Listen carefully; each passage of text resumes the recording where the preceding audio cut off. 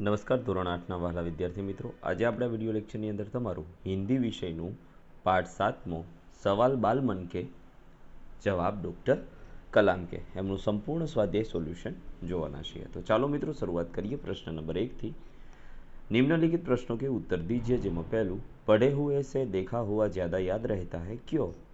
तो देखे हुए दृश्य का चित्र मस्तिष्क में ज्यों का त्यों अंकित हो जाता है।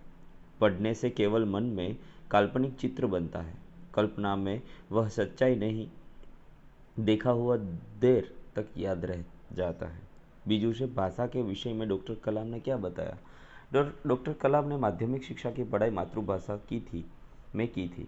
कॉलेज की शिक्षा अंग्रेजी की थी।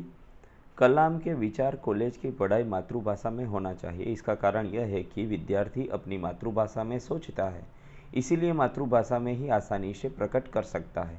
फिर भी विश्व के दूसरे देशों में संपर्क कायम करने के लिए अंग्रेजी का ज्ञान आवश्यक मानते हैं।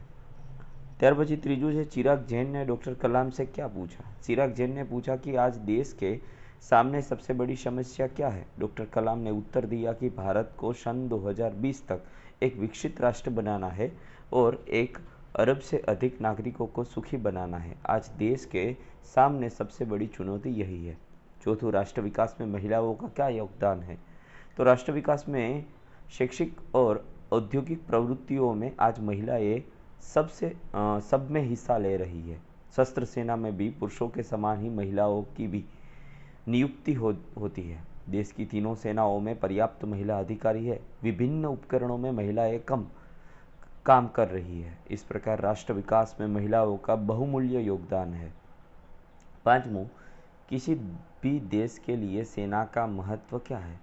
तो किसी भी देश का मुख्य अंग है। सेना शत्रु के आक्रमण से देश की रक्षा करती है। देश में कहीं दंगे होने पर उसे दबाती है। देश में आतंकवादी घुस जाए तो उसे सेना निपट लेती है।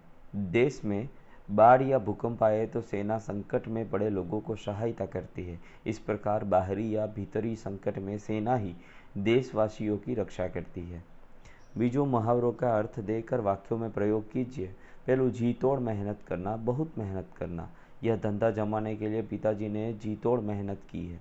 दूसरा, महारत हासिल करना, योग्यता प्राप्त करना। हमें हर एक मुसीबत को जीतने में आवश्यक महारत हासिल कर लेनी चाहिए। रूपरेखा के आधार पर कहानी लिखिए। तो अविचार का परिणाम આવી સરસ મજાની કહાની છે। આનો સ્ક્રીનશોટ લઈ લો મિત્રો, જેથી કરીને તમે સરળતાથી લખી શકો। સરસ મજાની છે। सीख અહીંયાથી એવી મળશે, बिना सोचे समझे कोई काम करने से पछताना पड़ता है।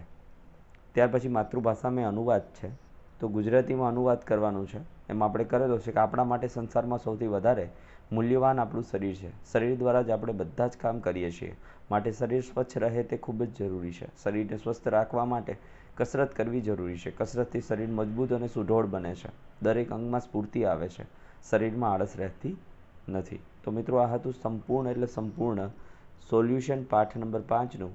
Thank you very much. ફરી મળીશું નેક્સ્ટ વિડીયો લેક્ચરમાં। ત્યાં સુધી આવજો। જય હિન્દ, જય ભારત।